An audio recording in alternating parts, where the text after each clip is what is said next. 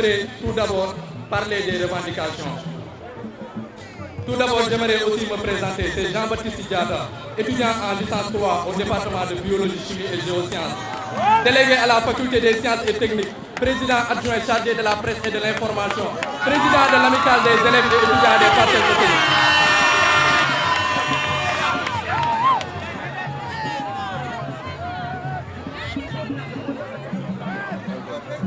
Bon, monsieur le ministre, ma première question est la suivante. Est-ce que vous n'avez jamais entendu parler de l'AMEPA? Si oui, pourquoi vous n'avez jamais songé à rencontrer l'AMECA? Parce que depuis lors, nous sommes en train de faire des démarches pour vous rencontrer, mais ça n'a jamais abouti à quelque chose. Vos étudiants souffrent en dehors de cette localité. Vos étudiants souffrent énormément. Les étudiants n'ont pas là où loger à l'université. Donc, la chambre étudiant Parcelles Assainies. Les étudiants souffrent en dehors de cette localité. Pour nous avoir ce ticket restauration, problème là. Étudiants ont un ticket restauration. Donc, monsieur le ministre, si les étudiants de l'UCAD ont ces difficultés, qu'en est-il des autres universités, à savoir les étudiants qui sont à Bambey, les étudiants qui sont à Hussein, les étudiants qui sont à Thiès? La communauté estudiantine est en train de souffrir. Je me rappelle, il y a 2 semaines passées, l'ASEF avait mené une conférence de presse. Mais quand il a fait cette conférence de presse, le président de la République les a reçus. Non, pourquoi nos autorités nous regardent? Pourquoi nos autorités ne s'intéressent pas à nous? Pourquoi ils attendent les élections? Pourquoi vous attendez les élections pour réagir? Monsieur le ministre, dañoo sonn. La communauté étudiantine en a marre. Dañoo sonn.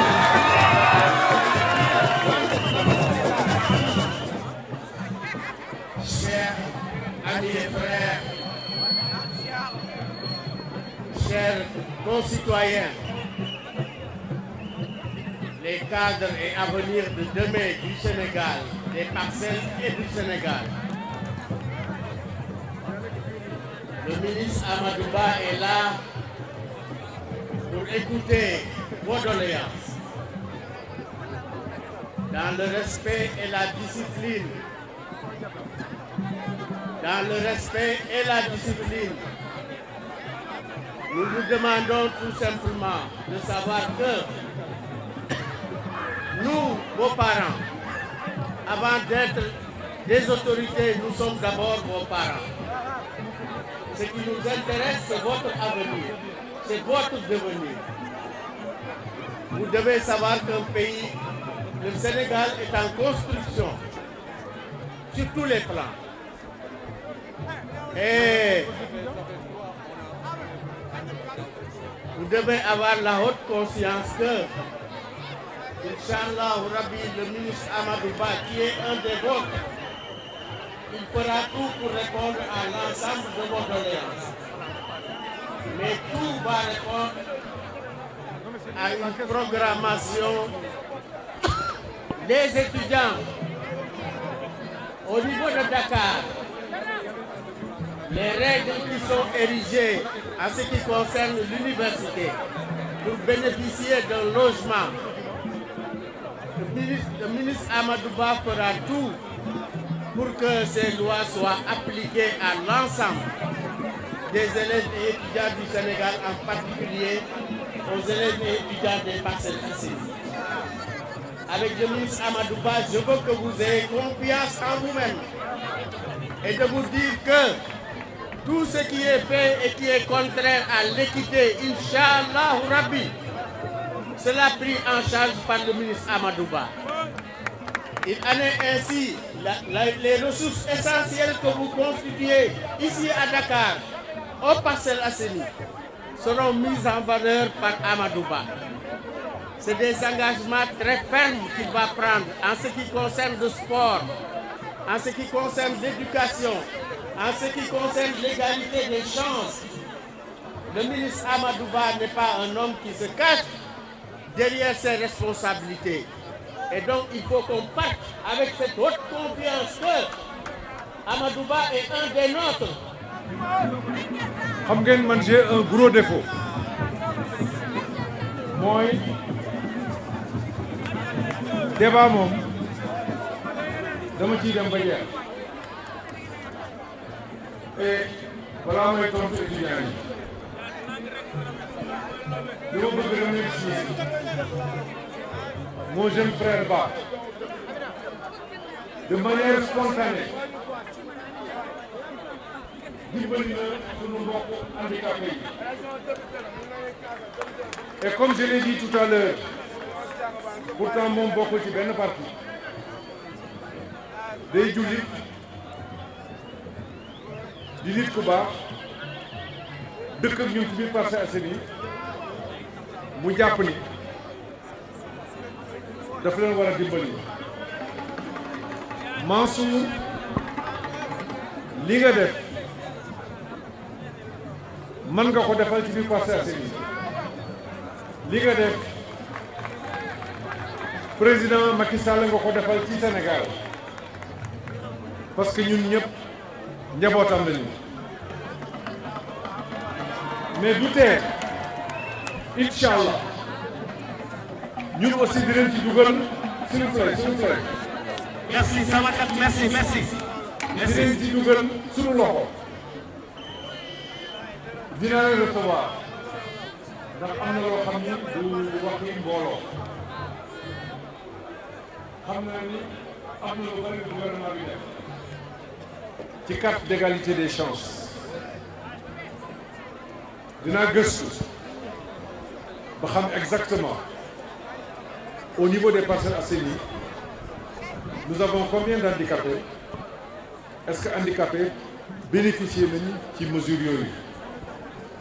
Parce qu'on a un sérieux problème d'organisation au niveau des Parcelles Assainies. Ku nekk da ngay jóg rek utali sa bopp ku nekk da ngay jóg rek demal sa bopp. Le problème du siège dina am na ko la proposer. Xaw ma dina la neex wala du la neex mais c'est une question qu'on va voir après. Beneen question bi fi Khadim Gadiaga yëkkati sportif yëpp la am na loo xam ne dañu koy def à titre tout à fait personnel ndax ay mbokk lañu ay dëkkandoo lañu ay rak jarbaat ak i doom lañu am Parcelles Assainies ak ay waajur. Kon kuy yëngatu Parcelles Assainies te la nga yëngatu ñu mën cee jàpp moo xam sax conseil la moo xam ndimbal la moo xam recommandation la dañ koy def avec plaisir. Et je suis content de voir ci yenn domaines yi ñu ngi commencé am des sportifs de haut niveau.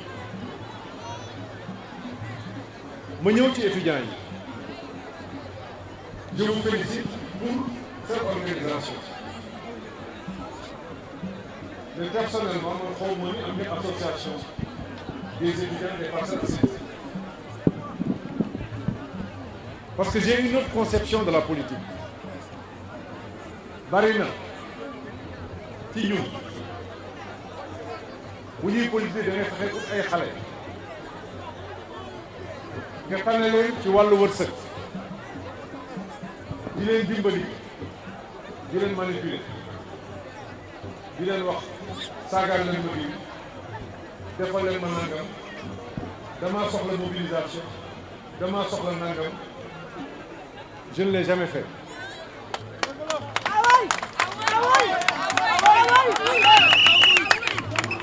Je ne l'ai jamais fait. Musuma ko def. Rus naa ko def samay rak, rus naa ko def samay doom, rus naa ko def samay jarbaat. Maintenant, en tant qu'étudiant, gouvernement bi def na lu bari. Même bu nekkee doyul. Le nombre de lits yi nga xam ni président yokk na ko y en a au moins 6 000. Xëy na étudiants wu Parcelles Assainies ñëpp amuñu chance mais am nañu am chance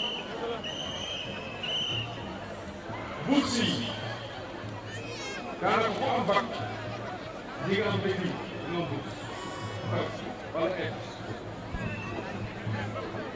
boobu aussi war nañu xool est-ce que dispositif boobu nga xam ne gouvernement bi def mettre na ko en place suñuy étudiants ñu ngi ciy bénéficier maintenant am na ay hauts responsables ñu yàlla wërsëgale ñoo xamante ni leurs étudiants dañuy organiser wu ñu leen dimbali di nga dégg les étudiants de Linguère les étudiants de telle localité ou telle localité on va se retrouver je vais vous recevoir ñu xool les problèmes dans les détails am na loo xam ni dinañ ci wax ak autorité universitaire xam nañ ne ñun ñëpp muy ñoom Maguette Sène ñun ñëpp am nañu félicité parce que ñu ci liggéey muy Cheikh Oumar Anne ministre ministre ñun ñëpp dinañ wax ak ñoom pour vérifier ndax amul ay dysfonctionnement yoo xam ni mën na xam ne incha allah ndax président li mu bëgg mooy doomu askan bi yëpp ñu yemale leen dans la répartition des biens yi nga xam ni état moo ko moom wala ñu yemale leen ci service ci état yi nga xam ni moom moo ko moom loolu dinañ ko faire maintenant en ce qui concerne les Parcelles Assainies particulièrement dina leen recevoir ñu xam ñaata étudiants ñu xam quelle université ngeen nekk yan filière ngeen nekk ñan ñoo ci am bourse ñan ñoo ci amul bourse lan mooy seen situation sociale et on va agir. Merci. Merci beaucoup. foofu laa mën a yem parce que dama bëggul aussi ñu nekk ci campagne électorale mu mel ni dañuy doxale avec la jeunesse et achat de conscience non. Le président a un programme et je crois à ce programme. Je veux que les Parcelles Assainies dans leur majorité adhèrent à ce programme. Maintenant, entre nous, nous avons une obligation de solidarité. Loolu moo tax bi ma recevoir ASC il y a quelques jours ma ne leen j'ai l'habitude de vous soutenir 2 ans yi yëpp compétition yu amul pour des raisons que nous connaissons feebar bi nous sommes dans une campagne électorale su ma leen woowee tey di distribuer ay équipements ou di leen jox ay subventions dinaa wone exemple boo xam ni rafetul ci responsable. Cela ne m'empêchera pas bu élection yi passé la ñu mën ñu defal leen on l'a toujours fait. Maintenant j'ai soutenu à titre exceptionnel 2 ASC qui sont qualifiés au niveau des phases départementales. ma ne bu amee ñaari ASC yu qualifié au niveau des phases départementales muy ñaari ASC yu Parcelles Assainies dans tous les cas ku ci mën di gagner ce sera une victoire des Parcelles Assainies te man li ma yitteel mooy Parcelles Assainies ji am ndam saa su nekk te yéen étudiants yi ngeen moom war a bokk li ñu bëgg mooy ñu jàppalante ci situation bii ñu nekk il s'agit de votre avenir. Il ne s'agit pas de notre avenir, il s'agit de votre avenir. Et c'est une conviction très forte. Élection de Mbirou dina xaar man sama kër la fa nekk damay rafetlu fii di ànd ak yéen mënuma wax ak yéen tey jii même si on est à 2 jours des élections bu élection yi passé ma réeral leen non. J'avais dit qu'il fallait faire la politique autrement ici ci banlieue ci loolu la ñu nekk parce que xam nañ ni loolu le président bëgg. Maintenant li ñu liggéey c'est pour nous li ñu liggéey c'est pour nous tu as quel âge? Tu as 23 ans. Di président defal PSE dafa ne je fais un plan pour 20 ans def nañu 5 ans plus les 3 ans là muy 8 ans mu des 12 ans tu as 23 ans dans 12 ans tu vas avoir 40 ans soit moins que mon âge actuel 40 ans war nga am kër 40 ans war nga liggéey or li nekkoon ci réew mi président fekk ko mayu la nga liggéey yëpp 20 ans may la ko may la woon nga am famille yëpp 20 ans foog nga am chance def benn concours ak ñu soxla 10 postes nga am 5000 candidats loolu moo am ci école yi moo tax président ne il faut que ñu yaatal koom-koomu réew mi il faut que Sénégal mën a dox sans pétrole ni gaz